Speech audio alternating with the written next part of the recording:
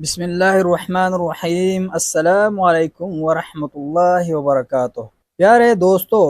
کیا نماز فجر کا وقت صرف اذان تک محدود ہے یا طلوع آفتاب تک رہتا ہے؟ اگر سورج نکلنے سے پہلے صرف ایک رکعت مل جائے تو شرعیت کا کیا حکم ہے؟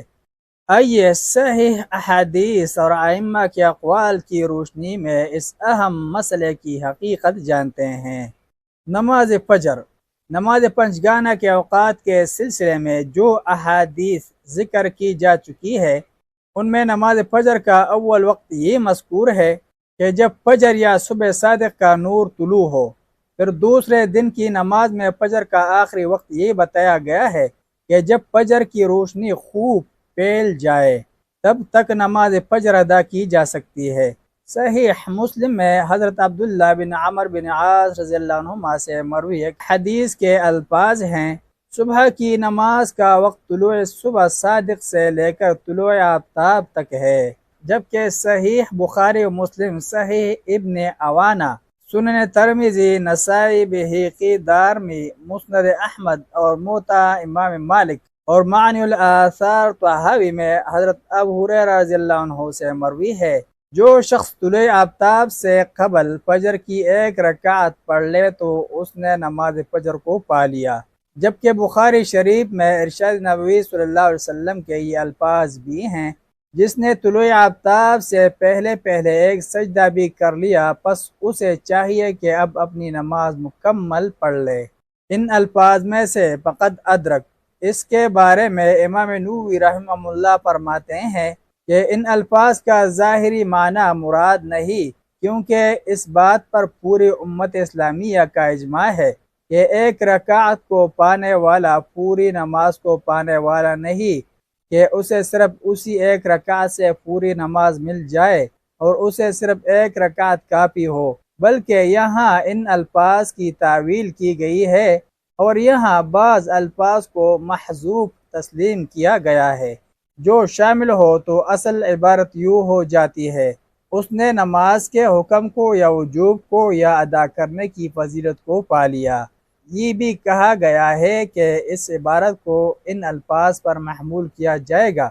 انہو ادرک الوقت۔ فتح الباری میں حافظ عسقلانی رحمہ اللہ نے لکھا ہے کہ یہ جمہور کا قول ہے۔ نسائی شریف میں اس حدیث کے الفاظ یہ ہیں: فقد ادرک الصلاة كلها الا انه يقضي ما فاته۔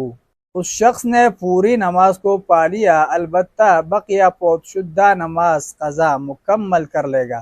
ایک روایت میں یہ الفاظ بھی مروی ہیں کہ جس نے طلوع آفتاب سے پہلے ایک رکعت پڑھ لی اور بقیہ نماز کو طلوع آفتاب کے بعد پڑھ کر مکمل کر لیا، جبکہ صحیح بخاری شریف اور دیگر کتب کے یہ سب الفاظ اس کی تائید کرتے ہیں۔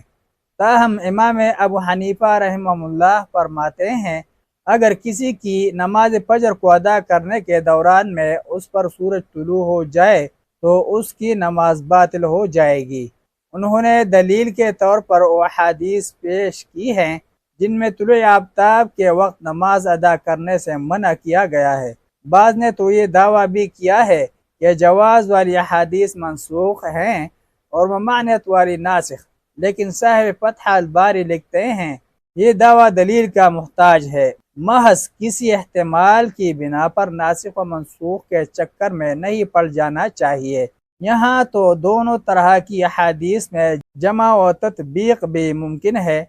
اور وہ اس طرح کے جواز والی احادیث کو سببی نمازوں پر اور ممانعت والی احادیث کو بلا سبب یعنی عام نفلی نمازوں پر محمول کیا جائے۔ شیخ ابن باز رحمہ اللہ نے امام شافعی، احمد بن حنبل، ابن تیمیہ اور ابن قیم رحمہ اللہ کا یہ مسلک لکھا ہے اور اسے ہی اصح الاقوال قرار دیا ہے۔ امام شوکانی رحمہ اللہ نیل الاوطار میں لکھتے ہیں